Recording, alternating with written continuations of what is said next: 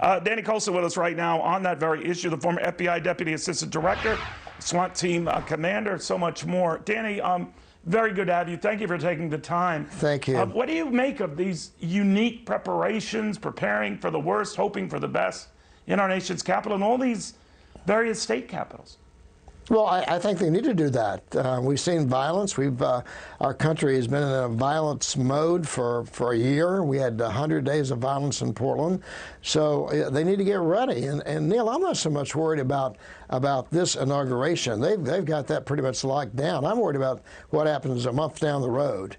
The divisive nature of our country right now is worse than any time in my lifetime, and I've seen terrible, terrible violent events, and I don't want to see that again. I commended the Oklahoma bombing along with a couple other guys, and that was horrible. We don't need that. Our country needs to come together. We need leadership that brings us together and not divides us. And I hope we're going to see that. It's time to get together and move on. And we don't need retribution. We don't need anything like that, because that is going to create more security issues for me and my business. So I don't want to see that. You know, Danny, they talk about chatter, and that's what has heightened the security and even the request for more National Guards and state guards and being called up in places like Florida, Texas, what have you. What do you make of that? Well, I think people are afraid now. I think they're seeing if they don't do something, they're going to be held accountable.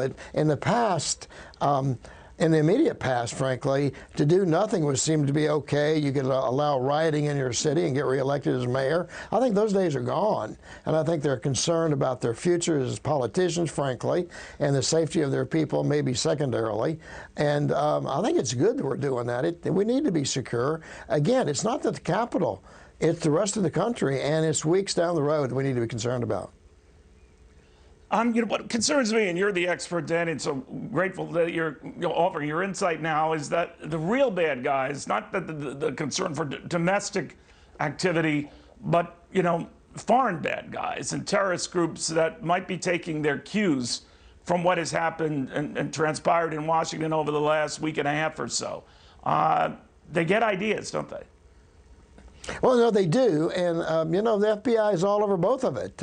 They have international terrorism and domestic terrorism. I ran both those programs for the FBI, and they need to be very conscious about a divided country.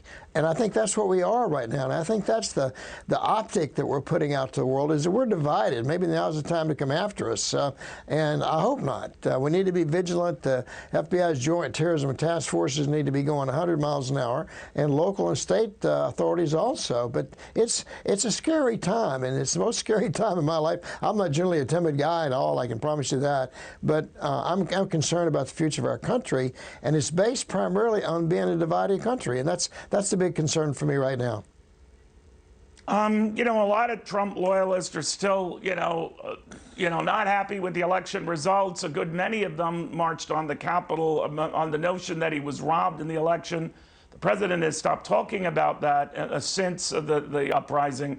But there are a lot of people who are angry, still angry, and it's a palpable anger. And I'm just wondering, where do you draw the line between people who are still angry at the results of an election and those who want to take it to the next step?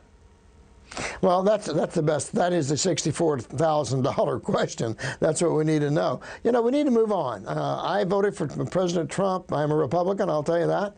But it's time to move on. Joe Biden's the president, and I would like to see more positive things coming from him to do away with this anger. I think, Neil, it's not so much anger as fear.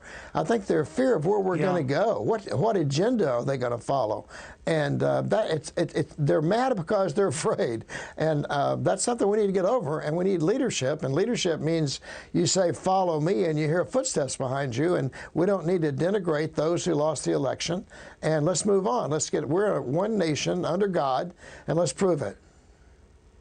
I think you were talking about the Trump supporters, and now they've got to adjust here. What about Joe Biden himself? And maybe in his inaugural address, what do you want to hear out of him? He keeps talking about wanting to bring the country together. Obviously, there's a great deal of personal enmity between he and Donald Trump, so much so that Donald Trump won't even be there for the inauguration. But you know the drill on that. But what do you want to hear out of the next president?